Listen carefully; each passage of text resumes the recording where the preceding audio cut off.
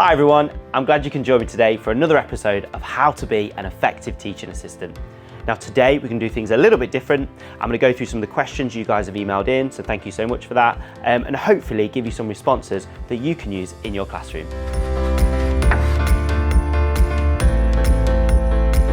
So let's get started on today's questions. The first one is from Simon in Nottingham. He says, "Hi Dean, I loved your advice about arriving early and signing in. But what do I do if I arrive early and the teacher isn't there yet? How do I make the most of that time?" Great question, Simon. I really appreciate it. Thank you. Well, if it was me and I was a teaching assistant for the day, I'd arrived to a classroom, the teacher wasn't there yet, first thing I would do is get organised. So I'd look around if there's anything been left out for me that I need to prepare, because sometimes the night before the teachers either left something on the table if they know they're going to be late, and just simply have a look around the classroom, look where things are, so that later on the day when the teacher is asking you for things, you can just go and find them nice and easy.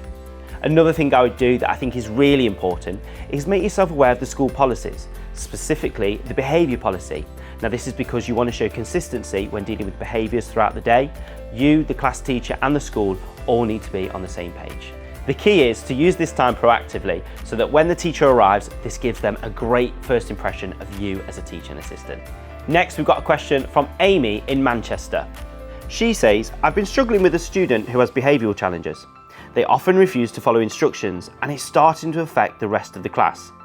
Dean, do you have any advice?" Thanks Amy for your question, I really appreciate it. Now, the most important thing to remember is you're not alone, okay? So there are so many teachers and teaching assistants in the same position as you, okay? The first thing I would do is be familiar with the school's behaviour policy, okay? So that's what you want to be doing first. You want to make sure every action you're taking, whether it's a sanction or a reward to kind of motivate students, that is the right one. The next thing I would do, Amy, is start to wonder why these behaviours are happening. So I'd be looking at factors inside a school and outside a school just to see if there's any reason in there why these behaviours are happening. Once I have a full understanding of the student's situation, I would then start to build a stronger relationship with the student, okay? And this allows me to kind of identify their interests, see what they enjoy doing, and see what motivates them as a student, because then what I can do is maybe start to consider adjusting the behaviour policy to create rewards that motivate them. And finally, once you've identified what motivates the student, this is when you can start to empower them to make their own choices. This also gives them a sense of accountability.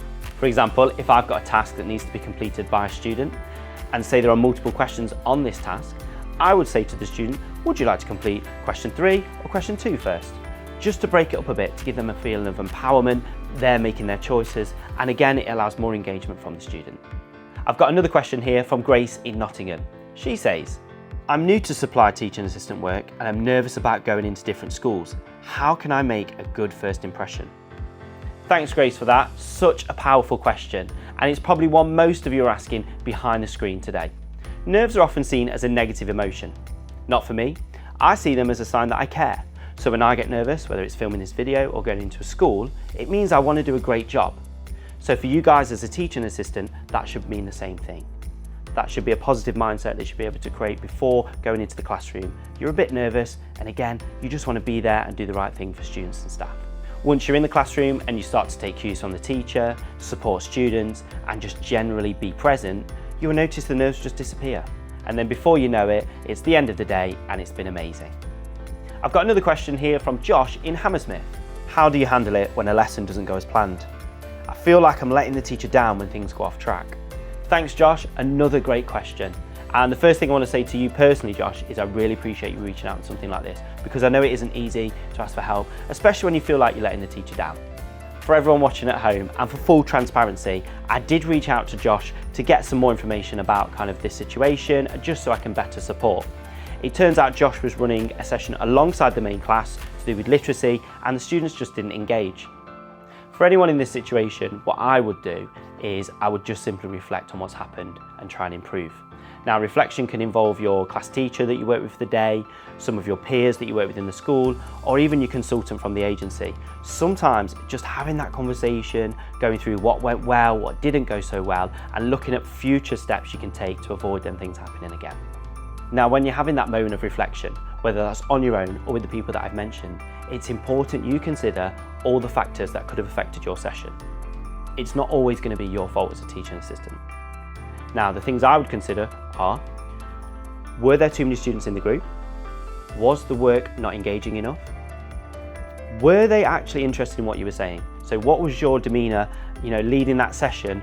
Were you giving off the right energy for students to kind of give that back to you?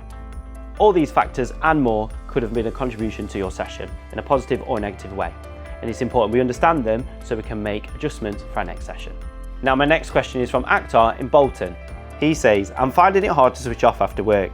Any tips for maintaining a good work-life balance? Thanks Akhtar, such a great question. Now in terms of work-life balance, we all know how important that is. Now we know when we're in work, we need to give it our all, especially for students. So when we're out of work, we also need to learn to switch off. Now in terms of what I do, I take up hobbies. I like to go running, play football. I really like to get out there and just switch my brain off. Now in terms of activities that are proven to help you unwind, there are reading a book, going for a walk, or just simply spending time with family. And finally, don't forget to celebrate the small wins. Working in education is a demanding job and you deserve to relax. Thank you so much to those who emailed in your questions. We will get back to you all individually. The 5 that I spoke about today were I think were the most relevant for everyone to watch. If you enjoyed today's video or have any questions, feel free to comment below. Don't forget to like, share and subscribe for more content like this.